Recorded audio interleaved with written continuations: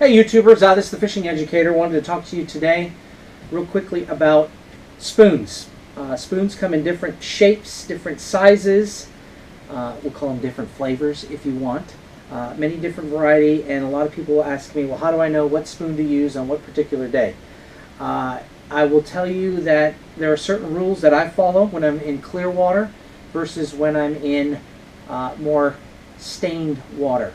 Generally speaking, a couple rules of thumb. Again, I want to keep things simple. When I go out and I go fishing, I want to give myself the best opportunity to catch fish. If I've got kids along, teenagers, whatever, a lot of the kids that I take, a lot of the people I take for that matter, have never caught fish. And so my goal is to put them on fish, to get them fish, and of course to get them a trophy if we can. If you watch my other videos, you will see we catch a lot of fish and a lot of big fish. And so spoons is one way to go. Stained water, I'm generally going to stick with chartreuse colors and silver backings. I really like those.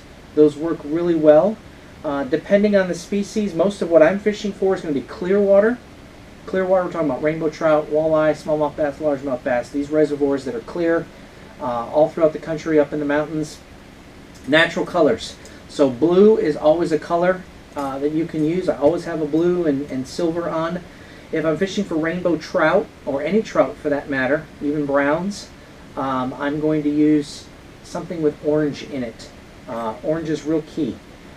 These couple of lures here have done really well for me, including this one here. Caught many large rainbow trout and brown trout on that one. This is actually a stinger from Michigan company. It's called Mixed Veggies. It's a great one. And then the Nantahala Tackle Company, Scott Lilly makes these and does a great job. And you'll see his are unique in that they have a single hook. And the single hook for me has hooked up better and held the fish better than the treble. For whatever reason that is, I think especially with rainbow trout, they like to roll around a lot. And when that fish sticks in, it does do well. Some guys like the treble hooks. It's kind of whatever your thing is. Get out there and experiment with it. And then, of course, you'll see the different sizes. You'll see this one's really small. That's from, again, the Nantahala Tackle Company. These are the Nantahala nailers. They come in different sizes. The nice thing about this company is they'll actually make colors, custom colors for you if you want that. You just need to get a hold of Scott Lilly. I'll put his post in his information down at the bottom. But you'll see different sizes. And what I generally like to do is match the hatch. So in late August, when the little babies, shad, alewife, whatever the case may be, bluebacks, are out and about, I'm going to use some smaller ones. I'm also going to use smaller ones in the wintertime. Fish just don't want to eat a whole lot. Remember, their metabolism drops, and so that's real important. Springtime and early summer, I'm going to use bigger ones. You might be saying, well, you know, bigger ones, do they work better or not? There are a lot of days they want a mouthful. They're going after the size.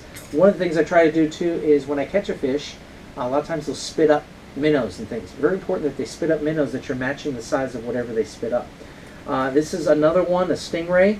It's got a little UV tape on it. You can kind of see that. Big fan of UV. Different colors. Black is good during the middle of the day.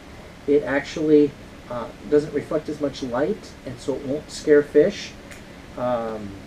This is the monkey puke color. It's a favorite color of mine for walleye, smallmouth bass, you name it. Monkey puke, you can kind of see that color there. They come in different shapes and sizes, but again, a general rule is August and September you want to use the smaller ones. But again, I try a little bit of everything each time I'm out and kind of see what the fish want. So next time you're out, try some spoons. There are days when I'm fishing, that's all I'm fishing with is spoons and doing very well. So speed-wise, again, I'll go as slow as 1.5, 1.6, all the way up to almost 3 miles an hour, 2.8, 2.9 in some cases. Again, that just depends on the fish for that particular day. For me, it's always about speed and depth. Am I at the right depth? Am I presenting my lures at the right depth? And then am I going the right speed? And oftentimes, if I'm not catching fish, it's probably because my speed is too slow or it's too fast, and I need to regulate that. So again, keeping fishing really simple is what I'm about, and hopefully you can use some of these suggestions next time you're out of the water to help you catch more fish. Hey, thanks for watching. If you wouldn't mind clicking that subscribe link down at the bottom, and also liking this video. Have a great day.